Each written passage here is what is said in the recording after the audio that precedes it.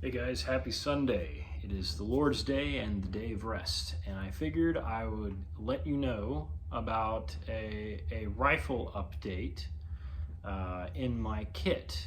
My kind of do-it-all rifle has changed a little bit, and if you saw my video last year where I talked about all the different parts on my general purpose rifle, you'll probably remember me talking a little bit about the optic and the 12 o'clock piggyback, and I was going to try and use night vision and see if that was even an actual real possibility, whether I'd like it or whether I wouldn't. So I'm going to talk a little bit of that, but more importantly, I'm going to talk to you about the Primary Arms PLXc and why I purchased it.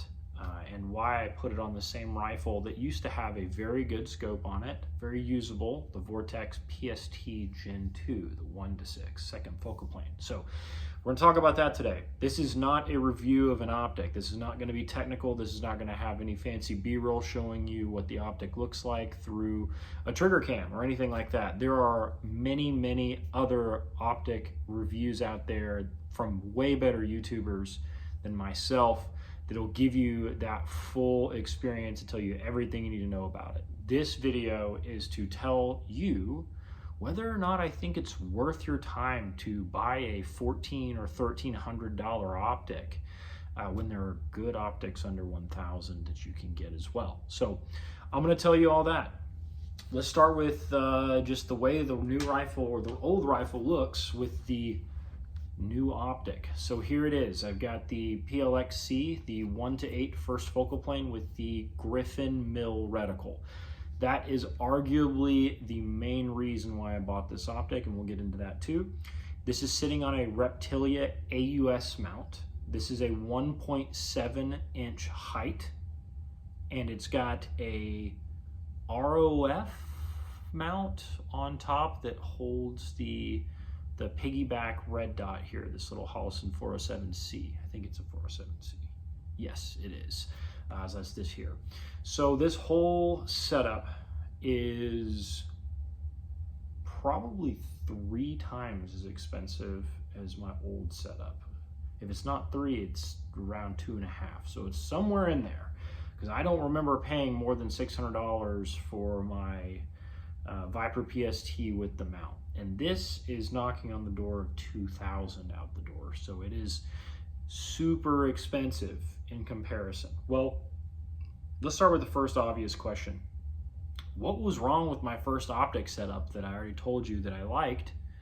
And why would I get rid of it in the first place? Well, over the past few years, I have been shooting a lot more long distance, and I got into long distance stuff after challenging myself with that 1,000 yards for $1,000 rifle setup. And I posted that video, I think a couple of years ago now, 2 or 3, somewhere in there.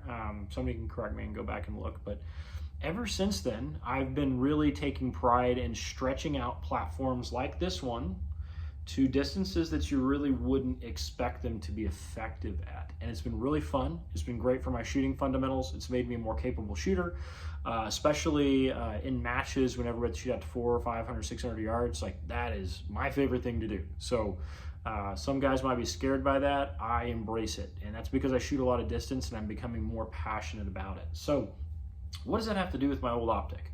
Well, my old optic was a 1:6, and it was a second focal plane, and it had a very basic reticle. And unfortunately, that's really the only reticle available without hopping up into the Razor series. That old optic was also a heavy girl. That is a fat, heavy optic. That was not fun to lug around compared to this. So that's a little secondary benefit. But I got rid of that Viper because I found myself with that Viper, I could very, very easily be proficient out to 500 yards with it. Super capable, super durable optic as far as LPVOs go.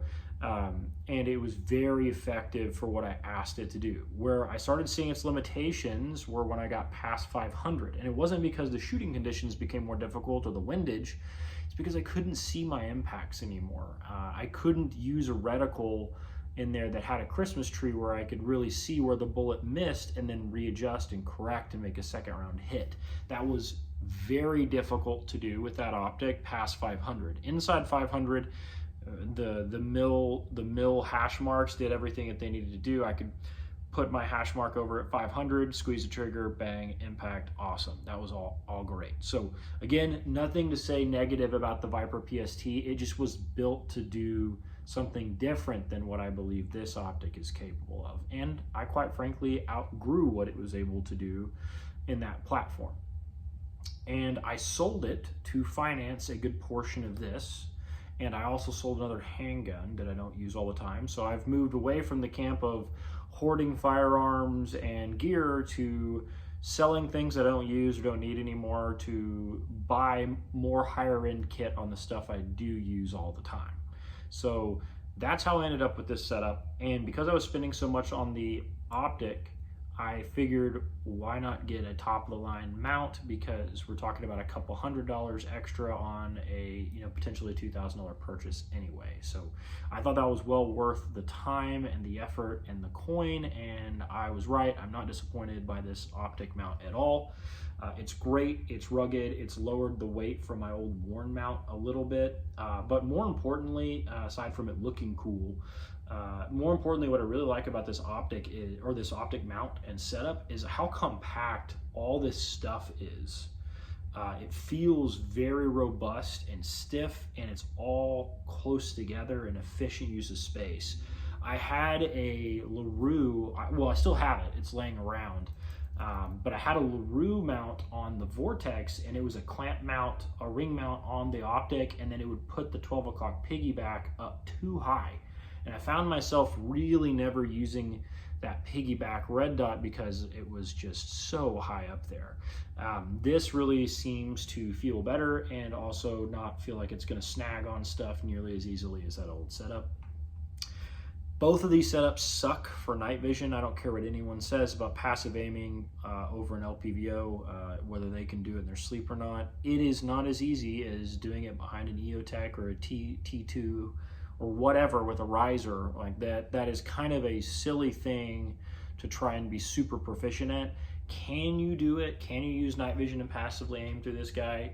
Sure, you can, but it's not gonna be super fast. It's not gonna be super easy. It takes a lot of reps, and this is not my main night vision gun. It is a rifle that can kind of do everything okay and nothing really, really well. That's what it's for. It's a GPR. And basically what I found myself using under night vision was this fake PEC 15 here, which I can give you guys a review on later. It's the Somo gear. It is incredibly mediocre, and I think that they have major QC issues, but it works well in this rifle because I don't depend my life on that part for my rifle here. So anyway, why else would I get the PLXc? Well, that reticle is really the biggest deal for me. I can see a little bit further because the glass is slightly better. I've got 2x more magnification. That's all fine and dandy, but that reticle for me was the big deal. Like, I needed something that wasn't as thick with 2 C's, so it wouldn't obstruct my view of the target at distance. And this optic just in every way is 10, 15, 20% better than the older one. The first focal plane design I really prefer over second focal plane. Not that second focal plane is bad, it's just if you shoot at distance a lot, or really just shoot a lot in general, you'll find the intuitiveness of a first focal plane, not having to worry about what magnification you're at, is just significantly better. And there are some drawbacks to that, but you can go watch a video about FFP versus SFP on your own time. I don't want to get into that. So the real question you should be asking, the question I was asking, is was it worth it? Was it worth it to spend almost 3 times more money to have a rifle still able to do the same thing it was before? And for me, the answer was yes. The answer is yes. I strongly prefer this optic setup. I like the capabilities it gives me. It is a point of diminishing returns indeed, but this gives me 10 or 15% more capability for 3x the price. For me, that was worth it because I live by, or I'm a member of a range where I can go take this thing to 1,000 yards. So I want to be able to do that, and it hones my skills. So for me, absolutely worth it. For other people that are wanting to only engage targets out to mid-range distances and have a really wonderful optic that is very focused on 500 yards and in, you don't need this. You don't need this setup. You can buy it if you want, but you're not going to get your money's worth if you're really never going to stretch this optic out. And this is all my opinion, by the way. This is, not fact. I love that Viper PST. That would work great for everybody, including me. You just have more of a struggle at longer distances, and I wanted some of the little niceties out of this thing, and I was willing to pay for them. So yes, I think it's worth it. Do not go into debt to buy something like this, but if you have the money and you're disciplined about savings, it speaks for itself. The glass is incredibly good. The customer service at Primary Arms is great. So if something breaks, it gets taken care of. The reticle is top tier. I believe this is one of the, if not the best LPVO on the market. I was deciding between this and the NX8. I loved the NX8 as well, but I didn't want to pay $1,750 just because it's a Night Force. I'd rather have this for $1,300 or whatever it was when I got it. I got it on sale. It's always going on sale for 12% off or 10% off from Primary Arms, so you can get a good deal.